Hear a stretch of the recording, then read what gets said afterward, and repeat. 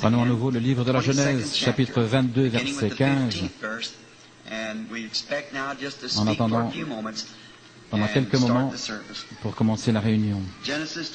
Genèse 22, verset 15. Et l'ange de l'Éternel cria des cieux à Abraham la seconde fois et dit, « J'ai juré par moi-même, dit l'Éternel,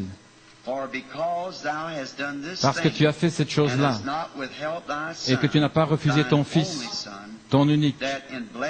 Certainement je te bénirai, et je multiplierai abondamment ta semence, comme les étoiles des cieux, et comme le sable qui est sur le bord de la mer.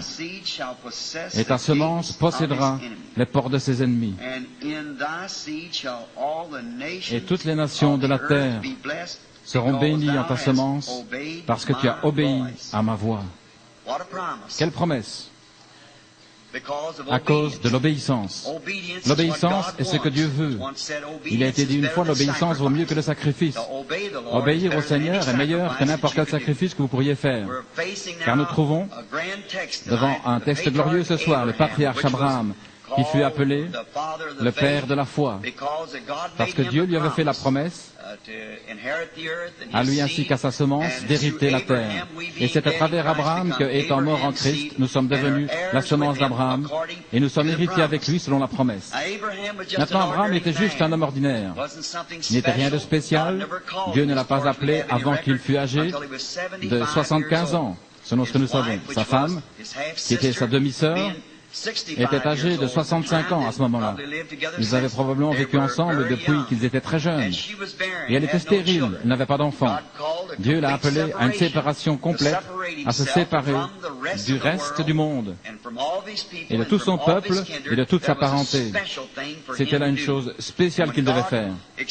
Et lorsque Dieu attend que vous fassiez quelque chose de spécial, il exige une séparation complète de tout doute. Vous devez arriver à une obéissance totale pour obéir à ce qu'il a dit. Dieu l'exige. Vous ne pouvez pas le faire autrement. Et il établit toujours un exemple. Et c'était son exemple d'une complète séparation de toute sa famille, de toute sa parenté, et ainsi de suite, pour marcher une vie séparée pour Dieu. Les années ont passé, rien n'est arrivé. Mais Abraham continue à tenir bon. Il n'était pas découragé. Il n'a jamais chancelé quant aux promesses de Dieu par incrédulité. Mais il était fort, donnant gloire à Dieu. Année après année, au fil du temps, nul doute que beaucoup de critiques sont venus vers lui. Abraham, père des nations, combien d'enfants as-tu maintenant? Ça ne faisait pas vaciller aucun enfant. Et Sarah avait passé l'âge de porter des enfants. C'était bien au-delà de la ménopause. Pourtant, Abraham croyait encore que Dieu était toujours le même. Il avait fait les préparatifs pour le bébé parce qu'il savait, il était pleinement persuadé que Dieu ne pouvait pas faire une promesse qu'il ne puisse être assez grand pour tenir. Sa semence devrait penser la même chose.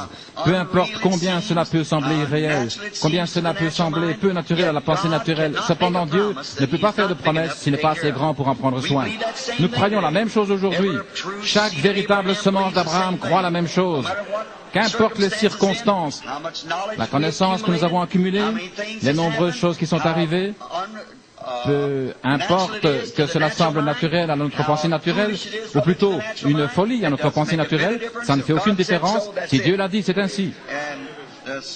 Les semences d'Abraham sont établies sur le « Ainsi dit le Seigneur ». Ça règle la question. Nous trouvons que 25 ans plus tard, il n'avait toujours pas d'enfant. Dieu était encore fidèle pour tenir sa promesse envers Abraham, car Abraham croyait Dieu. Le petit garçon entra en scène, le petit Isaac.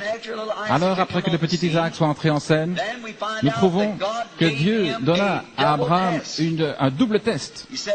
Il dit, cet enfant, après qu'Abraham eut à peu près 115 ans ou 120, Dieu lui dit, je veux que tu prennes ton fils unique, que tu l'amènes sur la montagne que je te montrerai, et que là, sur cette montagne, tu l'offres en sacrifice.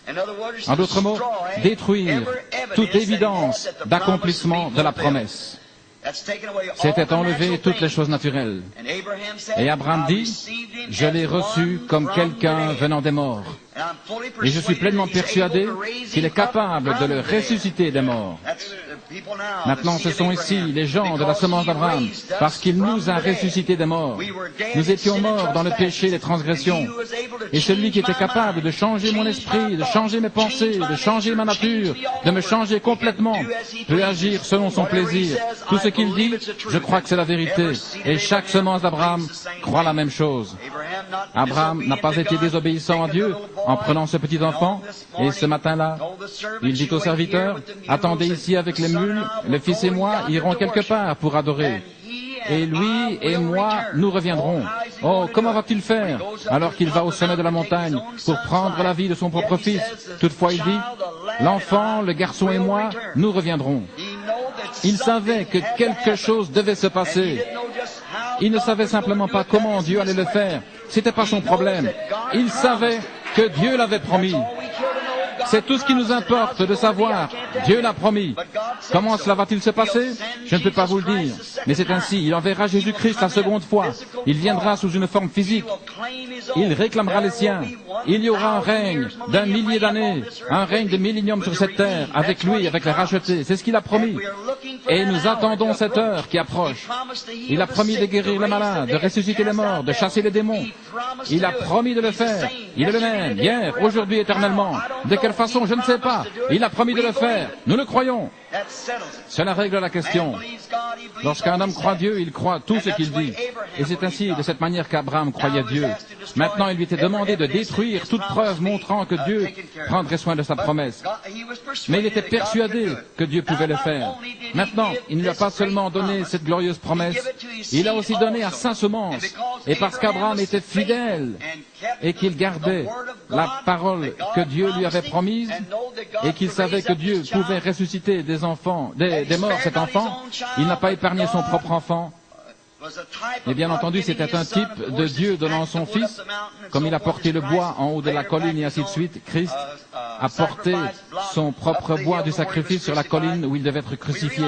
Nous réalisons qu'en faisant ceci, cela a vraiment plu à Dieu de voir qu'Abraham l'aimait plus que toute chose sur la terre, même son propre fils. Il l'aimait par-dessus tout ce que pouvait dire ou faire n'importe qui. Il aimait encore assez Dieu pour croire sa parole. Toutes les semences d'Abraham croient Dieu comme cela. Il croit Dieu.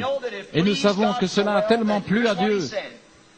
C'est ce qu'il a dit. Ta semence possédera les portes de son ennemi.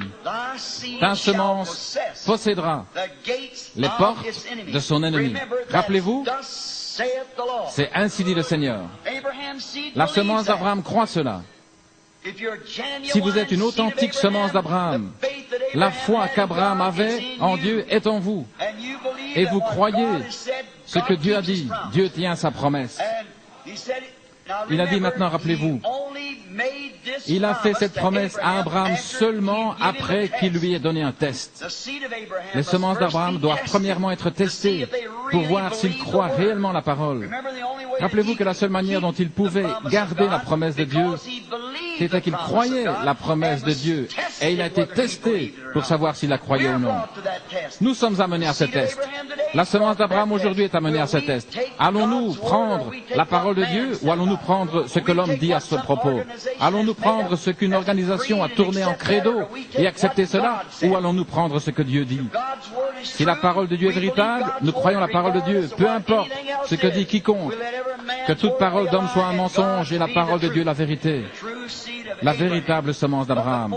Mais avant que vous puissiez devenir cette véritable semence, vous devez traverser le test comme Abraham l'a fait lui-même. Il a promis non seulement à Abraham, mais aussi à sa semence qu'elle posséderait les portes de l'ennemi. Oh là là, pensez-y simplement. Le patriarche était pleinement persuadé dans son test que la promesse de la parole de Dieu était véritable. Peu importe les circonstances, il croyait encore que la parole était véritable. Abraham, ce glorieux patriarche, n'a jamais vacillé dans la foi lorsqu'il fut amené au temps du test. Il croyait que Dieu était capable de le ressusciter des morts. Il le croyait parce que Dieu avait fait la promesse. Et lorsque Dieu a fait la promesse qu'il serait le Père des nations, il croyait que c'était ainsi. Il ne savait pas comment cela se ferait. Lorsque l'enfant est venu, après avoir eu confiance pendant 25 ans et qu'il lui fut demandé de détruire l'enfant, il croyait toujours que la promesse de Dieu était véritable. Et il a donné son fils. Pour sa semence, c'est la même chose. La promesse de Dieu est le sceau pour ceux qui sont la semence d'Abraham. La promesse est un sceau, un signe, témoin. Et lorsque nous croyons chaque parole promise, alors le sceau nous est donné pour confirmer la promesse. Voyez, si nous sommes la semence d'Abraham, nous passons le test pour voir si nous allons ou non croire la Bible. La Bible est la parole de Dieu parce qu'elle est Dieu. Et si après avoir passé le test de croire, certains disent, les jours des miracles sont passés, si vous acceptez cela, c'est contraire à la parole. Si vous dites, aujourd'hui vous ne recevez plus le Saint-Esprit, une telle chose n'existe pas, c'est seulement les 12 apôtres qui l'ont reçu. La parole dit, Pierre l'a prêché le jour de la Pentecôte, il a dit, repentez-vous, et que chacun d'entre vous soit baptisé au nom de Jésus-Christ, en rémission des péchés, et vous recevrez le don du Saint-Esprit, car à vous est la promesse, et à vos enfants, et à tous ceux qui sont loin, autant que le Seigneur notre Dieu en appellera. C'est exactement ce que ça veut dire. C'est cela. Maintenant, si vous êtes prêts à passer le test à l'acide de Dieu, et à suivre cette prescription, je vous le dis, vous verrez que Dieu tient sa parole. Si vous la croyez, c'est vrai. Mais vous devez passer par cela, parce que c'est le sceau. Quand vous pouvez le recevoir, alors vous recevrez la promesse. Parce que c'est la prescription de Dieu, la manière dont nous devrions le faire. Et c'est ainsi que nous devons le suivre, juste ce qu'il a dit. Maintenant, ce n'est pas seulement à quelques-uns, mais à quiconque, à tous ceux qui croient, à tous ceux qui se repentent, à quiconque croit. C'est à toutes les générations, à tous les peuples, à quiconque veut croire. Et la foi en la parole de Dieu vous apporte cette promesse. Alors et alors seulement, vous pouvez avoir la puissance pour posséder le sceau de la promesse. Et la promesse que nous recevons, le sceau, c'est le baptême du Saint-Esprit. C'est vrai, car c'est Dieu sous la forme d'esprit. Sa parole étant en vous, alors il entre. Si vous recevez la parole en vous, le Saint-Esprit est la seule chose qui puisse la faire vivre. Et alors, vous avez la promesse de posséder les portes de chaque ennemi qui essaye de vous attaquer. Dieu l'a promis. Et c'est ainsi. Maintenant, rappelez-vous, vous ne pouvez le faire qu'après et seulement après avoir été testé par la parole. Abraham a été testé par la parole. Est-ce que tu croiras, Abraham, que tu auras un fils? Oui. Le fils est venu. Maintenant, détruis-le. Est-ce que tu crois toujours, Abraham? Oui, car tu es capable de le ressusciter des morts. Et après cela, il a dit, maintenant, ta semence possédera les portes de ses ennemis. Amen. Après que le test soit venu. Examinons quelques-unes des semences d'Abraham dans la semence naturelle, parce qu'aujourd'hui nous sommes la semence spirituelle. Trouvons parmi les semences naturelles quelques-unes d'entre elles qui ont cru à la complète promesse de Dieu et qui n'ont jamais questionné. Et je dis à propos, pourquoi une fille chrétienne veut-elle montrer ce qu'il y a sous sa jupe? Cela, je ne comprends pas. Vous êtes nés de nouveau de Dieu et vous avez la beauté du Saint-Esprit pour montrer ce que vous êtes. Vous avez la vertu que n'ont pas ces jupes à scandale. C'est vrai. Une véritable femme de Dieu qui se tient vertueusement. On peut se moquer d'elle et l'appeler vieux jeu, mais elle a quelque chose que les autres ne peuvent pas toucher, qu'elles ont perdu et qu'elles ne peuvent plus avoir. C'est vrai, vous avez la vertu. C'est ce que Dieu cherche, c'est la vertu. Voyez. Mais en premier lieu, si vous avez une question dans votre esprit, ne le faites pas du tout. Ne venez pas dans la ligne de prière s'il y a une question dans votre esprit. Ne venez que si vous croyez absolument, emphaticement, que vous allez être guéri sans l'ombre d'un doute. Vous quitterez cette plateforme en bonne santé. Lorsqu'il n'y a aucune question dans votre esprit, pas du tout. Vous devez croire, pas faire semblant, mais croire véritablement. Et la semence d'Abraham le croit, parce que la parole le dit. Et c'est la raison pour laquelle nous le croyons, pas parce que quelqu'un a critiqué, ni parce que quelqu'un d'autre l'a dit, parce que Dieu l'a dit. Cela en fait la vérité. Lorsque Dieu le dit, cela règle toutes les questions. Il est le dernier mot. C'est l'absolu. Lorsque Dieu dit quelque chose, cela règle la question. Il n'y a rien qui ne puisse parler contre elle. Que toute parole d'homme soit mensonge et que la mienne soit la vérité. Maintenant, nous allons examiner quelques-unes de ces semences. Réfléchissons. Nous pensons aux enfants hébreux. En pensant à eux, à ces enfants hébreux, après avoir été testés par rapport à l'adoration de l'image. Maintenant, vous vous rappelez que le roi avait dit, quiconque ne s'agenouillera pas devant cette image sera jeté dans la fournaise ardente. Maintenant, ces enfants croyaient que la parole de Dieu avait raison, qu'ils ne devaient pas adorer aucune sorte d'image. Mais Lorsque le moment fut venu de montrer leur couleur, ils furent testés pour voir s'ils le feraient. Alors que le reste des enfants là-bas reçut le test et alla pour adorer, suivant exactement ce que le roi avait dit. Ils ont suivi l'idée populaire du jour qu'ils devaient le faire. Et lorsqu'ils furent testés pour voir s'ils allaient adorer ou non les images et enfreindre la parole de Dieu, ils sont restés fidèles à la parole. Peu importe les circonstances, ils sont restés fidèles à la parole. Et lorsqu'ils les ont jetés dans la fournaise ardente, la promesse de Dieu s'est accomplie. Ils ont possédé la porte de leur ennemi. Il y avait là un quatrième homme qui se tenait avec eux, avec une clé qui a déverrouillé la chaleur du feu et qui n'a rien pu faire d'autre que les libérer. Lorsqu'une femme ou un homme est prêt à supporter le test acide, vous voyez, ils devaient aller dans le feu. Lorsqu'ils y sont allés, lorsqu'ils étaient dans le feu, la seule chose que ce test du feu a pu faire, c'était de délier les liens de leurs mains. Souvent, lorsque nous sommes complètement liés avec le monde, enchaînés, il laisse venir sur nous un test ardent où nous devons prendre une décision. Et alors la seule chose que peut faire le test, lorsqu'une semence d'Abraham véritable se tient au carrefour des décisions et qu'il prend la décision de servir Dieu, cela peut uniquement couper les liens et nous rendre libres. Satan peut faire venir sur vous une maladie, il peut vous donner une chose ou une autre. Comment savez-vous si ce n'est pas Dieu qui vous place à la croisée des chemins pour voir quelle sorte de décision vous allez prendre? Ils ont possédé la porte du feu. Le feu ne pouvait pas les brûler. Il n'y avait même pas l'odeur du feu sur eux, car ils savaient qu'ils étaient la semence d'Abraham et qu'ils avaient pris position pour Dieu et sa parole. Ils possédèrent les portes de l'ennemi. Le feu ne peut pas les brûler parce qu'ils possèdent les portes. Plus tard, il y eut un homme, un prophète là-bas du nom de Daniel. Il a eu le test. Servirait-il ou non à un seul véritable Dieu? Et lorsque le temps fut venu de servir un seul et véritable Dieu, ou d'adorer un Dieu païen, il a refusé de le faire et a ouvert les fenêtres et a prié son Dieu chaque jour. Il a été pris à cause de cela et a été condamné par les lois fédérales à être jeté dans la fosse aux lions. Une bande de lions affamés a rugi après lui. Qu'a-t-il fait?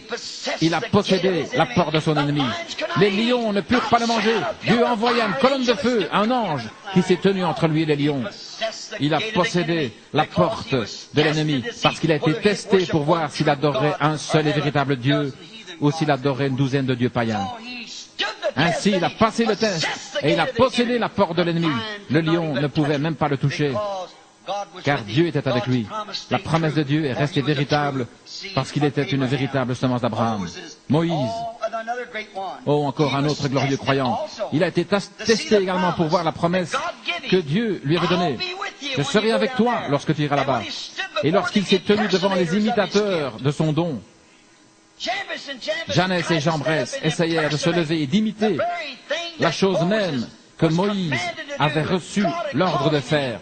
Dieu l'avait appelé, il savait qu'il était celui qui avait reçu la commission de faire cela. Il s'est tenu là et accompli le miracle que Dieu lui avait commandé de faire. Et ici se tenaient les imitateurs pour faire la même chose. Mais cela ne dérangea pas Moïse. Il resta fidèle à la parole de Dieu et il posséda les portes de l'ennemi. Parce qu'il resta fidèle à la promesse de Dieu, peu importe qui essayait d'imiter. Quelle leçon pour chaque chrétien. Lorsque vous voyez un hypocrite, rappelez-vous seulement qu'il essaie d'imiter la chose originale. Mais cela signifie seulement qu'il y en a un qui est authentique. Restez fidèle à la parole de Dieu. Qu'importe ce qui arrive, gardez sa promesse. Oui, Daniel resta fidèle à la parole de Dieu. Qu'importe combien essayait de l'imiter, il resta fidèle. Et il était venu dans un but, faire sortir Israël d'Égypte et les amener dans le pays promis. Et lorsque le temps fut venu pour eux d'aller dans le pays promis, de sortir d'Égypte, il y eut la mer morte comme obstacle, et il posséda les portes de l'eau. Et les portes se sont ouvertes, et les eaux ont reculé, et Moïse a emmené Israël dans le désert, à la montagne où Dieu lui avait ordonné de les emmener. Il a possédé les portes de l'ennemi. Son père Abraham avait eu cette promesse que sa véritable semence posséderait les portes de l'ennemi. Et les portes de l'eau étaient fermées, il ne pouvait pas passer, c'était là le chemin du devoir. Il était supposé emmener ses enfants vers cette montagne, Dieu lui avait dit de le faire. Et là se tenait la porte, un obstacle sur le chemin, et il a possédé la porte de l'ennemi. Un peu plus tard, Josué et le peuple arrivèrent à Kadesh Barnéa, qui à cette époque était le siège du jugement du monde. Et là, Israël rencontra son jugement. Nous trouvons que Josué et Caleb et 12 autres, ou 10 autres, un de chaque tribu, ont été envoyés pour espionner le pays qu'ils étaient prêts à recevoir. Et lorsqu'ils ont vu ces grands géants qui se tenaient là, 10 d'entre eux se sentirent si mal qu'ils ont dit, nous ne pouvons pas nous en emparer, c'est trop difficile. Regardez l'opposition que nous avons. Et lorsqu'ils sont revenus pour apporter le rapport, ils ont rendu un mauvais rapport. Pourquoi donner un mauvais rapport alors que Dieu leur avait dit, je vous ai donné ce pays, c'est le vôtre. Il leur avait dit en Égypte, je vous ai donné ce pays, c'est un bon pays, où coule le lait et le miel. Mais lorsqu'ils ont vu l'opposition si grande, 10 d'entre eux sont revenus en disant, nous ne pouvons pas le faire. C'est Josué qui a fait taire les gens en disant, nous sommes plus que capables de le posséder. Nous en sommes plus que capables. Pourquoi? Parce qu'il regardait à la promesse. Il était une véritable semence d'Abraham. Peu importe l'opposition, nous pouvons posséder la porte parce que Dieu nous a promis le pays. Et il a possédé la porte. Plus tard, lorsqu'il amena les enfants d'Israël au fleuve, il trouva une grande rivière gonflée en ce mois d'avril. Le Jourdain venant des montagnes s'étendait dans la plaine. Il semblait être à la pire période de l'année. Mais il était une semence d'Abraham. Il savait qu'il avait une promesse et qu'il était dans la ligne du devoir. Dieu lui avait donné une vision comment faire. Et il a possédé les portes de la rivière. Lorsque les portes s'ouvrirent, les eaux ont reculé vers les montagnes. Et Josué et Israël ont possédé les portes de l'ennemi et sont entrés dans le pays promis. Parce que Dieu leur avait dit de le faire. La véritable semence d'Abraham. Frères et sœurs, lorsqu'il arriva là-bas, Jéricho était entouré d'une muraille assez haute pour y faire circuler 3 chars côte à côte. Comment faire? Ces Israélites avec des épées, des bâtons, des pierres. Comment entrer? Mais il était la semence d'Abraham. Dieu lui avait donné une vision, disant, sonnez de la trompette. C'est ça. Maintenant, poussez des cris, marchez vers la muraille. Les portes vont tomber devant vous. Amen. Il était une semence royale d'Abraham. Il était un véritable croyant de Dieu. Les portes tomberont devant vous. Poussez simplement un cri et sonnez de la trompette. C'est tout ce que vous avez à faire. Et que s'est-il passé? Les portes sont tombées et Josué a pris la ville. Un peu plus tard, nous découvrons que l'ennemi était en déroute et comme il voulait se rassembler, il a arrêté le soleil dans sa course. Comme j'en parlais l'autre matin sur le thème du paradoxe, il a arrêté le soleil jusqu'à ce qu'il possède les portes de son ennemi. Amen.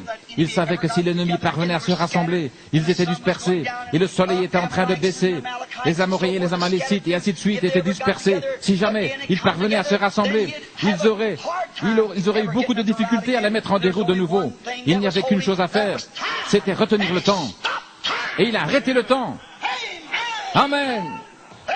Amen. Il y avait une chose qui l'empêchait de s'emparer de la promesse. C'était le soleil, la nature elle-même qui se mettait en travers et il a stoppé la nature. Pourquoi? Il était une semence d'Abraham. Il croyait la promesse de Dieu. Il l'a stoppé et a possédé les portes. Oui, monsieur. Ces hommes remarquables. Chacun d'entre eux était remarquable. Mais vous savez que chacun d'entre eux, lorsqu'ils sont arrivés à la porte de la mort, ils sont tous morts. Chacun devait mourir parce qu'ils étaient de grands hommes. Ils ont fermé la bouche des lions, échappé au feu et au fil de l'épée, etc. Comme il nous est dit dans Hébreux 11, ils possédèrent les portes de l'ennemi, tous, sauf un ennemi. Et c'était la mort. La mort les a tous engloutis. Alors un jour, la semence royale d'Abraham est venue. Jésus-Christ, le Fils de Dieu. La semence d'Abraham par la foi, pas par Isaac, la semence naturelle. Ils ont fait leur part. Mais ici en vient un qui n'est pas né de naissance naturelle. Ici vient quelqu'un qui n'est pas né du désir sexuel. Il est venu par une naissance virginale, le Fils de Dieu, la semence d'Abraham. Quel homme glorieux ce fut. Les autres semences sont nées de naissance naturelle. Cet homme est né d'une vierge. Qu'a-t-il fait lorsqu'il est venu sur la terre? Il a conquis chaque ennemi que Satan utilisait. Il a conquis toutes choses. Qu'a-t-il fait? Il s'est levé et a conquis la maladie. Il ne pouvait pas y avoir de maladie autour de lui. Quelle que soit la maladie, il l'a conquise. Qu'a-t-il fait? Après l'avoir conquise, il nous a donné les clés. Amen. Disons, ce que vous lirez sur la terre, je le lirai dans le ciel. Oh Amen. C'est cela, la semence royale d'Abraham, sa promesse. Le Saint-Esprit en nous maintenant, avec les clés pour se défendre de la maladie. Il a conquis la maladie. La maladie ne peut pas se tenir en sa présence. Et il a dit qu'il nous a donné les clés pour faire la même chose. Conquérir la maladie. Tout ce que vous lirez sur la terre, je le lirai dans le ciel. La tentation aussi. Il a été tenté de toutes les manières possibles, comme nous le sommes. Et qu'a-t-il fait? Il l'a conquise. Que nous a-t-il dit? Résistez au diable et il fuira loin de vous. Il a conquis la maladie pour nous. Il a conquis la tentation pour nous. Il a brisé les portes. Il a pris la clé du tentateur et il la tend aux croyants de la semence d'Abraham et il lui dit, s'il vous tente, résistez-lui et il fuira loin de vous. Oh mes amis, résistez-lui. Il a conquis à la fois la mort et l'enfer. Il est ressuscité le troisième jour disant, j'ai vaincu et parce que je vis, vous vivrez aussi. Oh, quelle promesse pour la semence d'Abraham. Il a conquis la tombe et est ressuscité le troisième jour. Pour notre justification. Lorsqu'il ressuscita, il était notre justification. Qu'est-ce que cela fait de nous? Il a conquis la maladie, il a conquis la mort, il a conquis l'enfer, il a conquis la tombe, il a conquis la tentation. Maintenant, nous sommes plus que conquérants par celui qui nous a aimés et qui a donné sa vie pour nous. Puisque nous sommes la semence royale d'Abraham avec le même esprit de Dieu en nous, qui était en lui, nous sommes plus que conquérants. Chaque porte a été conquise pour nous. La seule chose que nous ayons à faire, c'est de la posséder. Elle a déjà été conquise. La maladie a été conquise. La mort a été conquise. L'enfer a été conquis. La tombe a été conquise. Tout a été conquis. Et nous tenons les clés par sa grâce. Avez-vous peur de la mettre dans la serrure et de dire, je viens dans le nom de Jésus-Christ. Demandez au Père ce que vous voulez en mon nom. J'aime cela. 2000 ans ont passé. 2000 ans. Et il est toujours là, au milieu de nous. Au milieu de nous, le puissant conquérant, lui qui a déchiré le voile en deux, qui a pris chaque maladie, toute chose sur lui, qui a porté nos infirmités et nos maladies à la croix. Il a triomphé d'elle. Il est ressuscité pour notre justification et se tient vivant après 2000 ans pour se manifester en tant que Jésus-Christ vivant parmi la semence royale d'Abraham qui sont héritiers de toutes choses.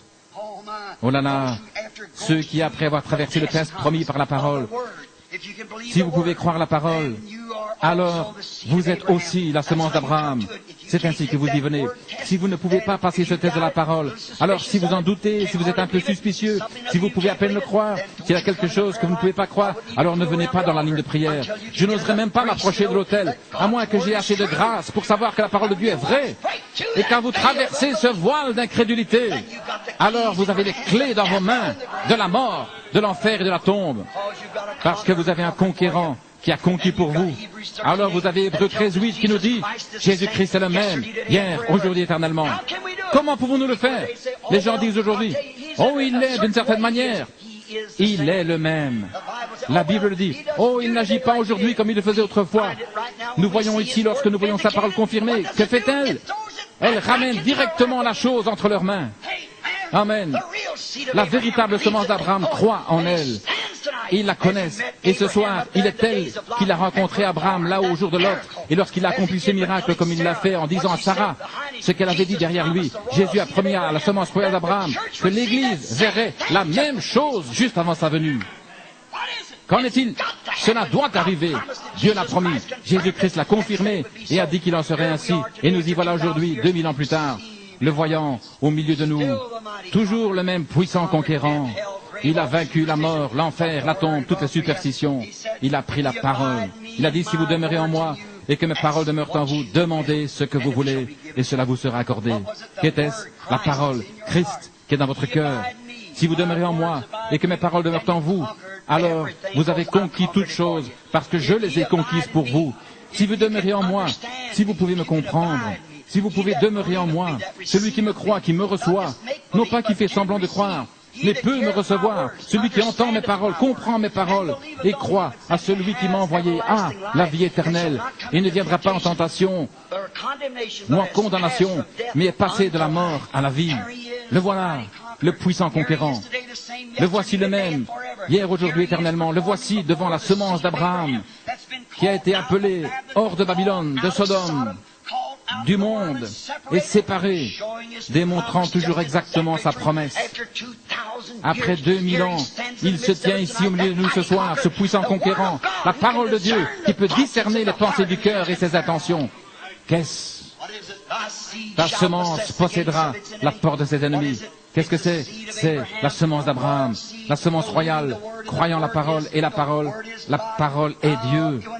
Maintenant, lorsque nous voyons ceci, nous pouvons nous écrier avec eux comme le poète autrefois. Vivant, il m'a aimé, mourant, il m'a sauvé. Enseveli, il a emporté au loin mes péchés. Ressuscité, il m'a justifié gratuitement pour toujours. Un jour, il viendra, au jour glorieux. Quelqu'un a dit, tu deviens vieux, mon gars. Je n'y peux rien. Le seul but que j'ai jamais eu, c'est de voir la venue de Jésus-Christ. J'ai donné ma vie pour ce but. Je me tiens encore à la chair, un vieil homme. Je crois à la même histoire. Et la chose la plus glorieuse à laquelle je peux penser, c'est de voir Jésus-Christ venir des cieux pour recevoir les siens.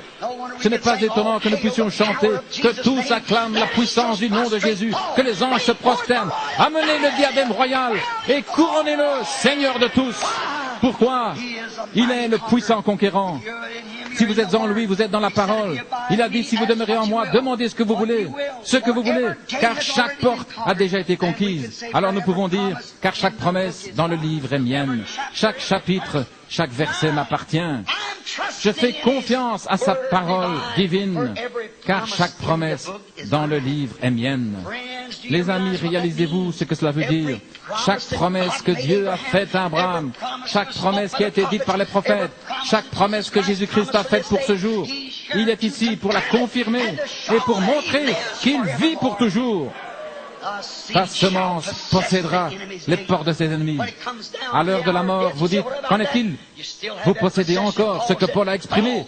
Ô tombe, où est ta victoire? Ô mort, où est ton aiguillon? Grâce soit rendue à Dieu qui nous a donné la victoire par ce puissant conquérant Jésus-Christ. Oh, que les anges se prosternent. Amenez le diadème royal et couronnez-le. Seigneur de tous, ce soir, après 2000 ans, nous sommes debout pour le voir, le puissant conquérant, qui a déchiré le voile, qui nous séparait des promesses de Dieu, et nous sommes plus que conquérants en lui. Prions. Père Céleste, nous le tenons ici ce soir dans la présence du Saint-Esprit, cette glorieuse personne de Jésus-Christ sous forme d'esprit qui était promise sur la semence d'Abraham, la semence royale. Nous prions, oh Dieu, s'il y a un homme ou une femme, un garçon ou une fille ici qui ne te connaît pas, qui a des doutes, des frustrations dans son esprit au sujet de la parole de Dieu, savoir s'il a la vérité ou non. Ô grand Dieu qui a fait la promesse, viens ce soir. Il y a une glorieuse promesse que tu as faite, Seigneur. Tu peux tenir cette promesse. Tu as dit, celui qui croit en moi fera aussi les œuvres que je fais. Et il en fera de plus grandes parce que je vais au Père. Père Dieu, nous prions que tu confirmes ta parole. Il y a beaucoup d'enfants d'Abraham malades ici ce soir. Oh, le diable les a enfermés. Il les a mis à l'intérieur. Et il a tourné les clés. Et maintenant il dit, vous devez mourir. Vous avez des problèmes cardiaques, ceci, cela, autre chose. Et vous devez mourir.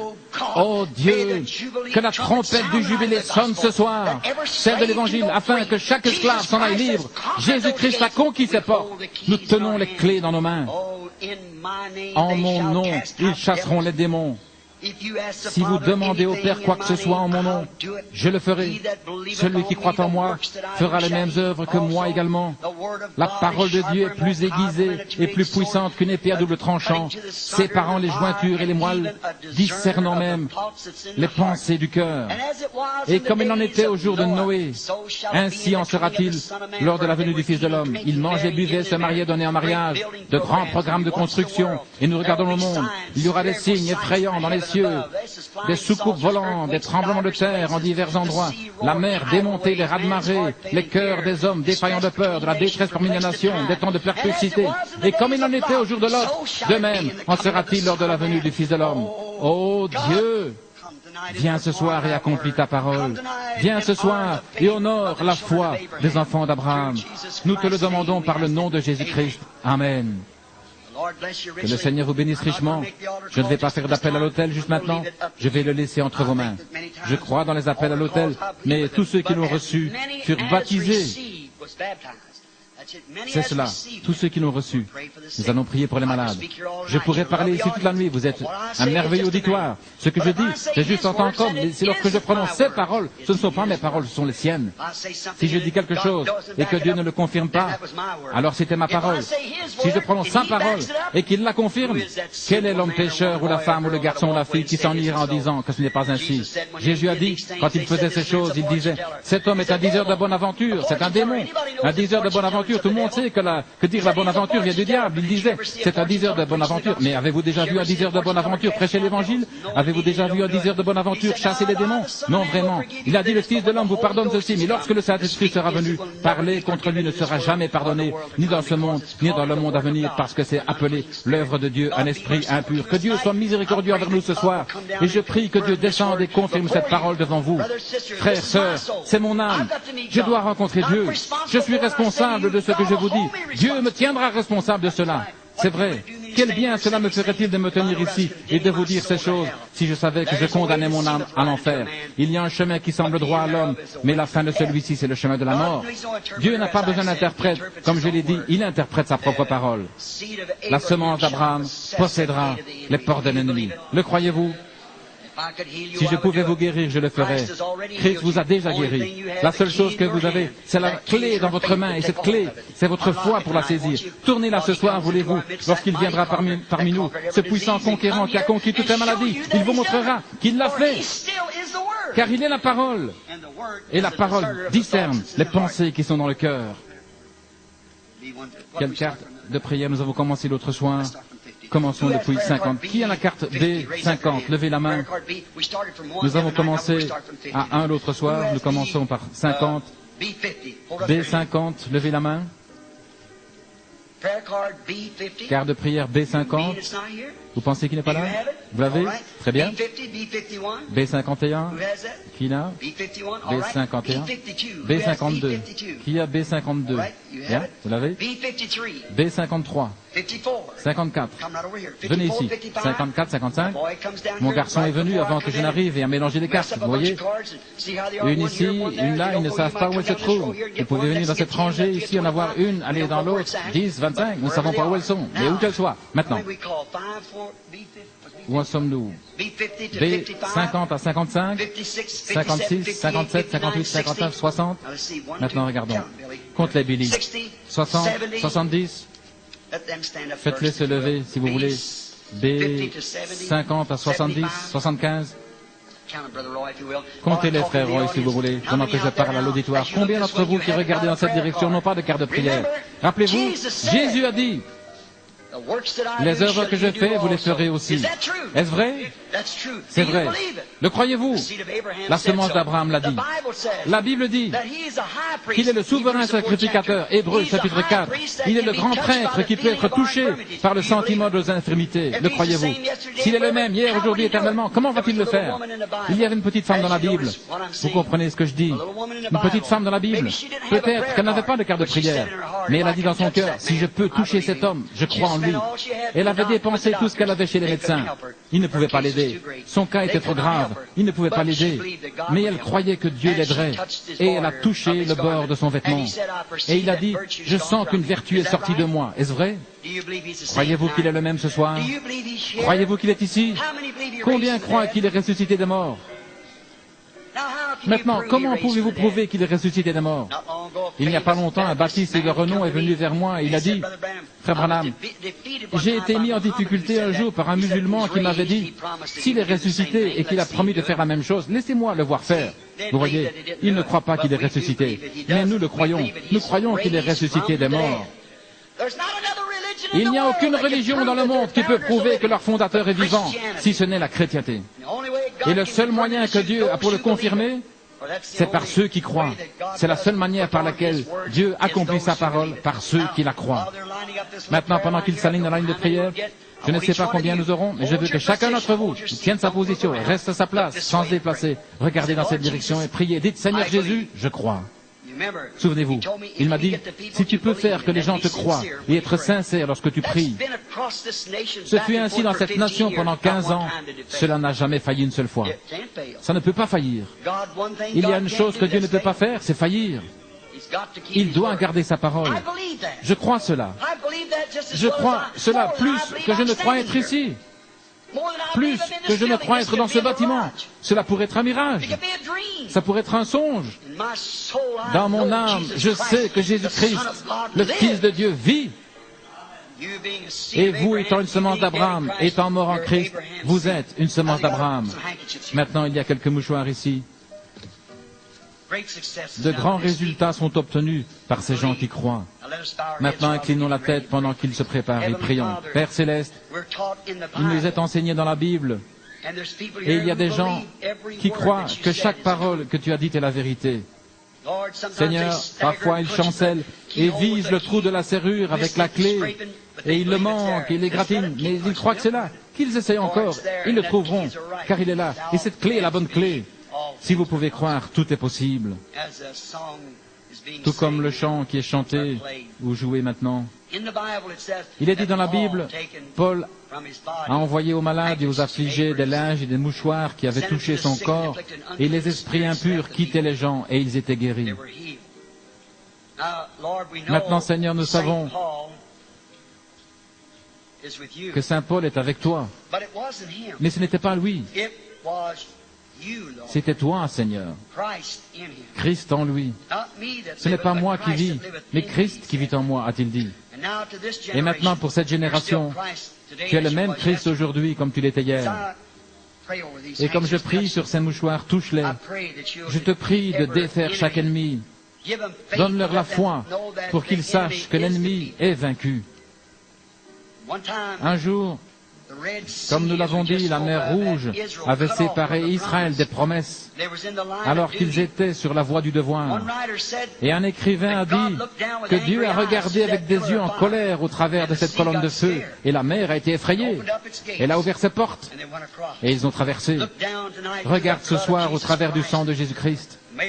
Et lorsque ces mouchoirs seront posés sur les malades, que l'ennemi voit notre foi ce soir, alors que nous prions cette prière de la foi pour eux, et que chacun soit délivré dans le nom de Jésus-Christ. Amen.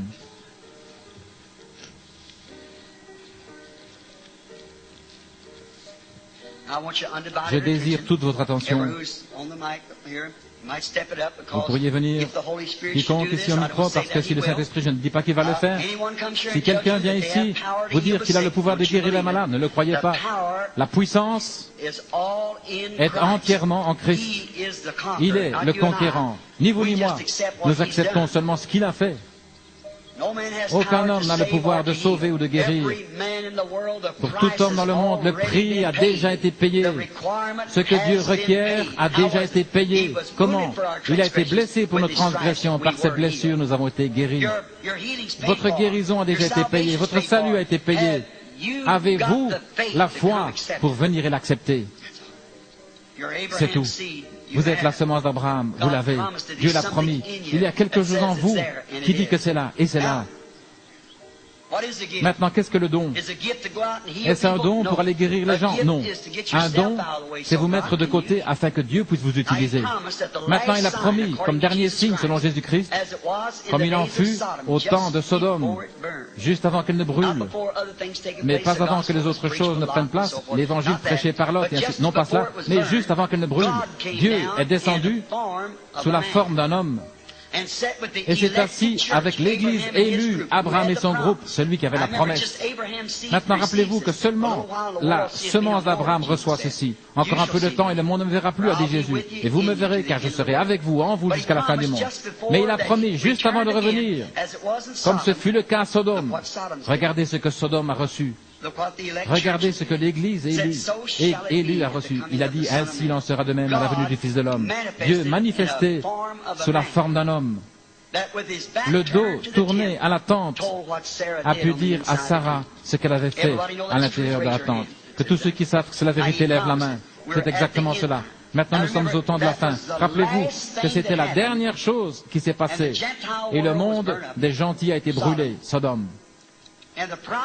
Et le Fils promis est entré en scène. Nous nous attendons au Fils promis, le Fils de Dieu. Nous y sommes. Que Dieu ouvre vos yeux. Je ne puis rien dire d'autre. Puisse-t-il ouvrir vos yeux. Maintenant, Père Céleste, je suis aussi impuissant qu'une masse d'argile que tu as moulée et placée ici. Oh Dieu, puis-je ce soir avoir ta grâce et ta présence? Que ce soit toi qui utilises ces petites masses d'argile que tu as ici. Que ceux-ci, Seigneur, que tu as appelés à la vie éternelle et qui peut-être ne l'ont pas accepté encore, à l'heure actuelle. Puissent-ils voir ces promesses? Ils ont peut-être été enseignés que c'était pour un autre jour. Mais c'est ici dans la Bible, confirme le Seigneur. Il s'agit de ta propre interprétation. Nous n'avons rien besoin de plus. Si tu le fais simplement ainsi, alors ils verront que la parole est la vérité. Nous nous remettons entre tes mains. Que chaque personne ici, Seigneur, utilise sa foi ce soir. Que chaque membre de la tribu d'Abraham par Jésus-Christ ait la foi ce soir et accepte ta présence. Et nous te donnerons la louange. Amen. Maintenant,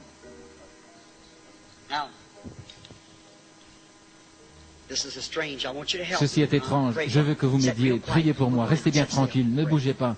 Soyez assis tranquille et priez. Voyez-vous, cela passe de l'évangile à une telle relaxation de soi que l'Esprit de Dieu puisse vous amener complètement dans une autre dimension. Maintenant se tient ici cette jeune. Venez par ici, madame. C'est très bien.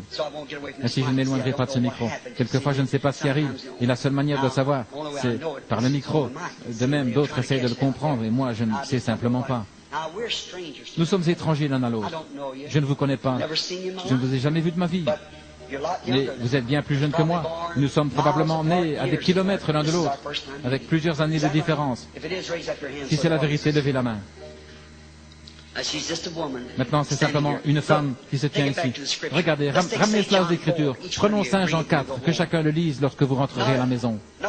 Non pas que cette femme soit ce type de femme, je ne le sais pas. Et vous savez que je ne suis pas Jésus-Christ. Mais il est ici. C'est lui. Maintenant, son esprit qui nous oint peut révéler son problème, comme il l'a fait à la femme au puits. C'est la même chose. À cette occasion, les prêtres et les chefs de ce jour ont dit « Cet homme est un diseur de bonne aventure, un démon, Belzébul. » Cette femme a dit « Je perçois que tu es un prophète. Nous savons que le Messie doit venir et que cela sera son signe. » Maintenant, combien savent que c'est vrai? Eh bien, s'il est le même hier, aujourd'hui, éternellement, ne serait-ce pas son signe ce soir? A-t-il promis de le faire avant la fin des temps? Maintenant, voyez, s'il tient sa promesse envers la semence d'Abraham. Maintenant, si quelqu'un ici pense que c'est faux, qu'il vienne ici faire la même chose. Si ce n'est pas le cas, alors ne dites rien. Vous avez le privilège. Maintenant, dans le nom de Christ, je prends chaque esprit sous mon contrôle pour la gloire et l'honneur de Dieu. Je dois vous parler un moment, jeune dame. Vous savez, notre Seigneur a parlé à cette femme au puits. Et il a dit, « Donne-moi à boire. » Que faisait-il? Maintenant, regardez. Il a dit dans Saint Jean 5, « En vérité, je vous le dis, le Fils, c'était lui, le corps. Je ne peux rien faire de moi-même. Seulement ce qu'il a vu faire au Père. Ce que le Père fait, il le montre au Fils. Voyez?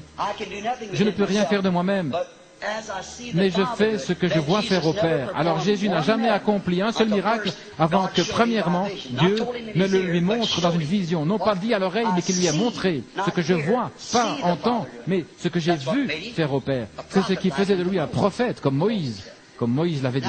Maintenant, il connaissait le Père. Il allait à Jéricho, mais il devait passer par la Samarie. Il est venu dans la cité de Sichar. Et vous voyez, les Samaritains attendaient la venue d'un Messie. Les Juifs l'attendaient aussi et leur a montré son signe. Philippe, Nathanaël, Pierre, aussitôt qu'ils virent le signe, ils ont dit « Tu es le Fils de Dieu ». Les rabbins disaient « Cet homme est Belzébul ». Mais maintenant, rappelez-vous, nous, les gentils, nous étions les anglo-saxons. Nous n'attendions pas le Messie. Nous étions des païens, des romains, etc. Nous n'attendions pas le Messie. Il vient seulement à ceux qui le cherchent. Mais les Samaritains l'attendaient. Ainsi, il devait aller vers eux, à Samarie. Il s'est assis au puits. Une jeune femme, probablement votre âge, est sortie. C'était une femme de mauvaise réputation. Vous connaissez l'histoire. Il a dit, « Femme, donne-moi à boire. » Elle a dit, ce n'est pas la coutume pour vous, les Juifs, de demander une telle chose à un Samaritain. Il a dit, mais si tu savais à qui tu parles, c'est toi qui me demanderais à boire. La conversation continuait. Finalement, il a découvert où était son problème. Vous vous rappelez ce que c'était? Elle avait trop de maris. Il a dit, va chercher ton mari. Elle a dit, je n'en ai pas. Il a dit, tu dis vrai. Parce que tu en as eu 5, et celui avec lequel tu vis n'est pas le tien. Elle a répondu, monsieur, je perçois que tu es un prophète. Nous savons que le Messie doit venir, il nous dira ces choses. Et il a dit, je le suis. Elle laissa sa cruche d'eau et courut dans la cité en disant, venez voir un homme qui m'a dit ce que j'ai fait. Ne serait-il pas le Messie? Ils n'avaient pas eu de prophète pendant des centaines d'années. Et là se tenait un homme qui déclarait être le Messie et qui avait prouvé être un prophète et avait montré le signe du Messie. Croiriez-vous de la même façon s'il agissait de la même manière que les Écritures ont promis et s'il est le même hier, aujourd'hui, éternellement? Est-ce que cela ferait croire l'auditoire? Vous souffrez d'un problème au rein. Si c'est vrai, levez la main. Pourquoi cela me saute-t-il toujours au visage? Quelqu'un qui dit, il a deviné cela. Je n'ai jamais deviné cela. C'est une gentille dame. Me croyez-vous? Vous savez que je ne l'ai jamais deviné. Laissez-moi dire quelque chose d'autre. Votre mari est avec vous. Il est aussi souffrant, n'est-ce pas? Un problème de la colonne. C'est vrai, n'est-ce pas? Et vous avez un petit garçon avec vous. Il souffre aussi, vous voulez compris pour lui, il a quelque chose qui ne va pas avec ses yeux. C'est vrai. Vous avez une petite fille avec vous, elle a un problème, des reins, comme vous, n'est-ce pas vrai? Vous pouvez tous être en bonne santé, si vous le croyez. Le croyez-vous? Que Dieu vous bénisse. Allez votre chemin. Croyez-vous? Il est le même hier, aujourd'hui et éternellement. Qu'est-ce que c'est? Qu'essaie-t-il de faire? À vous, semence d'Abraham. Il vous montre qu'il n'est pas mort. Je ne peux pas faire ces choses.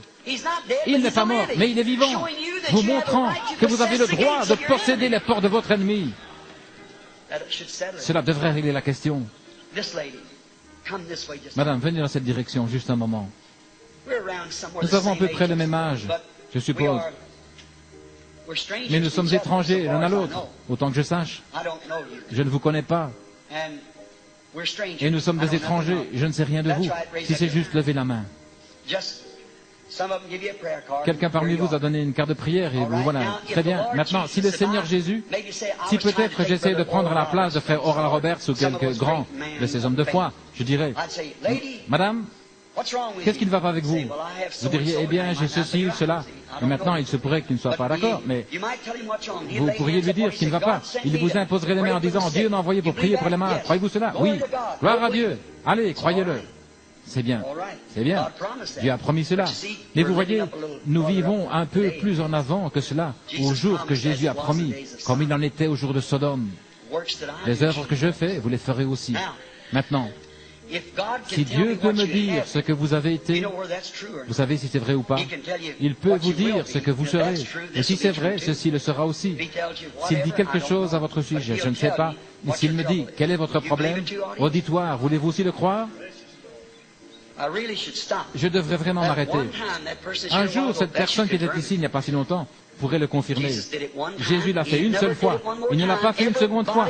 Tout le monde, à Sichar, l'a cru au témoignage de la femme lorsqu'elle est venue leur dire. Pourtant, c'était une femme de mauvaise réputation. Et une chrétienne vient juste de quitter la plateforme devant vous. Amen.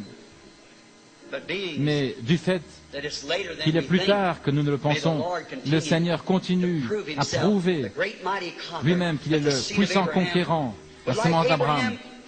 Il l'a fait pour Abraham une fois, ensuite il a détruit cela, il le refait à nouveau. Abraham a continué de croire Dieu. Vous n'êtes pas ici pour vous-même, vous êtes ici pour quelqu'un d'autre. Et c'est une dame, c'est votre sœur. Et l'ombre de la mort est sur elle. Et elle souffre du diabète. Et elle n'est pas d'ici. Elle est de Louisiane, une contrée marécageuse, c'est vrai. Et voici autre chose que cet auditoire puisse savoir. Vous avez une fille qui est très malade. Elle avait prévu de participer à cette réunion, mais elle a eu une crise d'épilepsie. C'est vrai, n'est-ce pas? Croyez-vous maintenant? Si vous êtes une semence d'Abraham, acceptez-le. Et vous pouvez sortir d'ici et être guéri dans le nom de Jésus-Christ. Croyez-vous? Certainement. Rappelez-vous, c'est sa promesse. Il a dit qu'il le ferait. Il tient sa promesse. Comment allez-vous? Nous sommes étrangers l'un à l'autre. Je ne vous connais pas, mais Dieu vous connaît. Croirez-vous, si Dieu peut me révéler votre problème, alors vous saurez que cela doit venir d'une puissance spirituelle. Il y a seulement deux choses dont vous pouvez imaginer qu'elles viennent. Lorsque c'est fait, ça ne peut être expliqué, parce que c'est un phénomène, et c'est aussi un paradoxe, quelque chose d'irraisonnable, mais qui cependant est vrai, un paradoxe. Et maintenant, vous savez si c'est vrai ou pas, vous savez s'il vous a dit la vérité. Maintenant, rappelez-vous, je ne vous connais pas. Il doit y avoir quelqu'un à côté de moi. Si vous faites comme les pharisiens, si vous dites, oh, c'est un mauvais esprit, alors vous aurez cette récompense-là. Si vous croyez que c'est Christ, vous aurez sa récompense. La raison pour laquelle vous pouvez le croire, c'est parce qu'il l'a promis pour ce jour. Et cela n'a pas été le cas depuis ce temps-là, jusqu'à ce temps-ci, le temps de la fin. Et il y a quelqu'un qui apparaît continuellement devant vous tout le temps. C'est un homme aux cheveux gris. C'est votre mari. Il est assis juste là. Il essaie d'accepter sa guérison, étant sous l'ombre un cancer, des tumeurs cancéreuses. Et vous avez un problème de rein, un problème de vessie. Vous êtes Monsieur et Madame Little. Est-ce vrai? Croyez de tout votre cœur et soyez guéris. Vous dites son nom, leur nom, certainement. Jésus n'a-t-il pas dit à Pierre, ton nom est Simon, le fils de Jonas? Il y a un homme ici. Nous sommes étrangers l'un à l'autre. Monsieur, je ne vous connais pas. Mais vous êtes un homme comme Pierre qui est venu à Jésus. Nous sommes venus ensemble. Croyez-vous que je sois son serviteur? Croyez-vous que ce que je vous ai dit est la vérité? Si vous pouvez le croire. Si je pouvais faire quelque chose pour vous, je le ferais. Mais il n'y a rien que je puisse faire. Il l'a déjà fait. Ce que je fais, c'est juste quelque chose qui vous aide à croire. Mais vous voyez, cela ne serait pas moi. Si c'était moi, je ferais tout ce que je peux. Mais il m'a donné un don et je me relaxe simplement devant lui. Et c'est lui qui parle. Croyez-vous cela? Croyez-vous cela, auditoire? Je veux trouver un homme. Vous avez plusieurs choses qui ne vont pas. L'une d'elles, c'est une grosseur à l'œil droit. C'est votre problème principal. Il y a une autre chose, une femme qui... C'est votre femme. Croyez-vous que Dieu peut me dire ce qui ne va pas? Son problème, c'est dans sa bouche, ce sont ses dents. C'est vrai.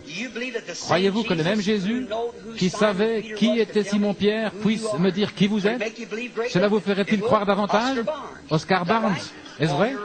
Rentrez à la maison et soyez guéris. Vous m'êtes étranger, je ne vous connais pas, mais Dieu vous connaît. Croyez-vous qu'il est capable de me dire quel est votre problème? Voulez-vous le croire de tout votre cœur? Votre problème est autour de la gorge et dans votre poitrine ici. C'est une décadence des os. Vous avez comme des bosses et des nœuds à l'intérieur de la structure des os. Vous n'êtes pas d'ici. Vous êtes d'une ville entourée de plantations d'orangers, assise dans une vallée avec des montagnes en panoramique tout autour. Il y a un hôtel appelé Antler. C'est San Bernardino. C'est de là que vous êtes. Rentrez chez vous. Jésus-Christ vous guérit, si vous le croyez.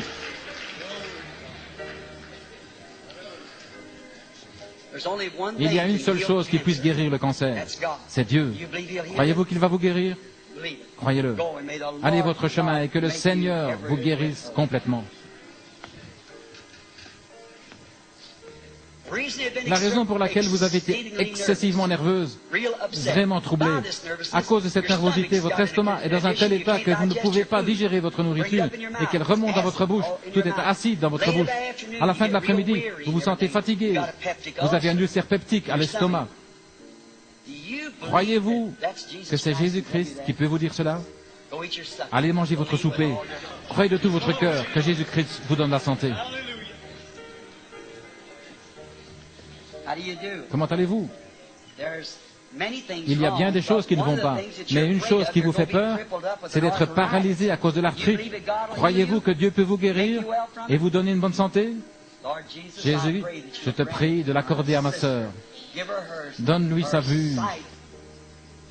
Ôte le problème féminin et guéris l'arthrite. Dans le nom de Jésus. Amen. Vous pouvez partir maintenant en croyant qu'il va le faire. Tout ira bien. Ne doutez pas. Continuez simplement à croire de tout votre cœur. Les problèmes cardiaques sont des choses terribles, mais Dieu guérit le cœur. Croyez-vous cela? Allez en le croyant et tout ira bien.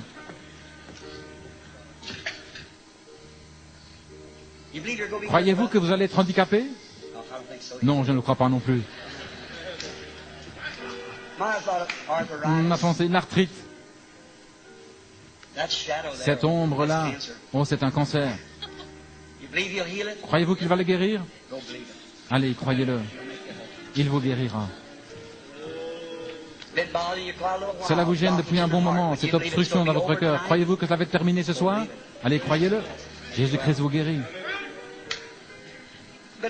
Un petit problème, un problème féminin depuis longtemps. Et ensuite, vous avez eu de la peine à vous lever le matin. Vous êtes raide, les membres raides, vous avez de la peine à marcher jusqu'à tard dans la journée. C'est l'arthrite, ne doutez pas, allez, et vous ne l'aurez plus. Croyez-le simplement de tout votre cœur. Vous avez plusieurs choses, des complications. Il y a une chose qui vous donne beaucoup de soucis.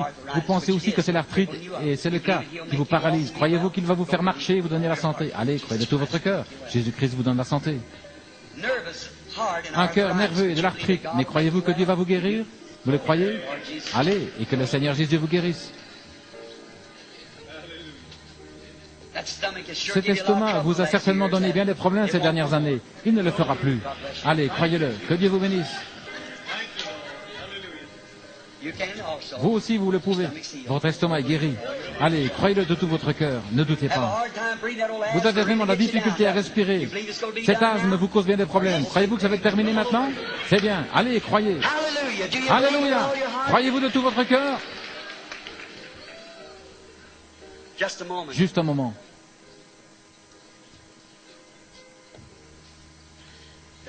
Ne voyez-vous pas cette lumière là-bas? Une petite dame de couleur qui me regarde. Elle se tient juste là. Elle a une grosseur dans le côté gauche.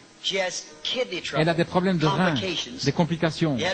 Si vous aviez plus de foi, vous n'avez pas besoin de venir ici. C'est terminé. Croyez-le simplement. Amen. Ayez foi en Dieu. Croyez-vous cela?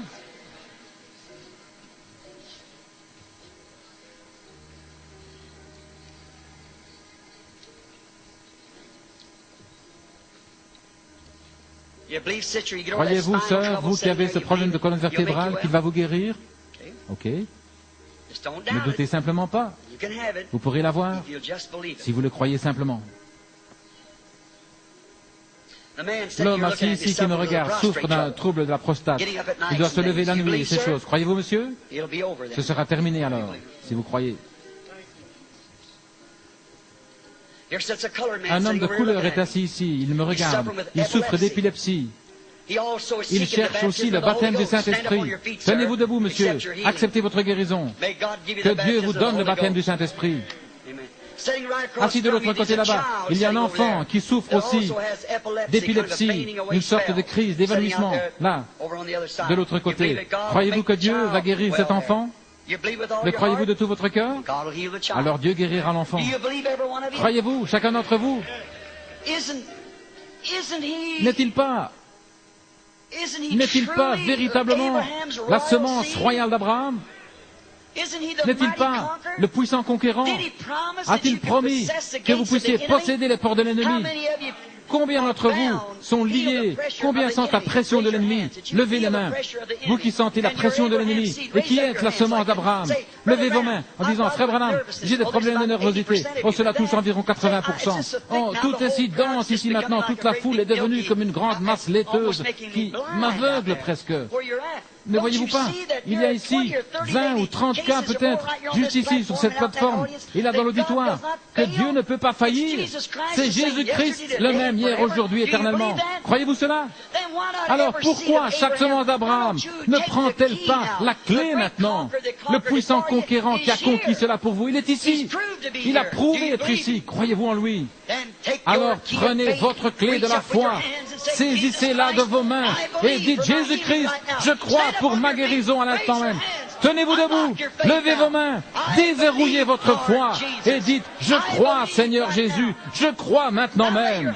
Maintenant imposez-vous les mains les uns les autres, posez vos mains les uns sur les autres, sur une autre semence d'Abraham. Maintenant priez pour cette personne.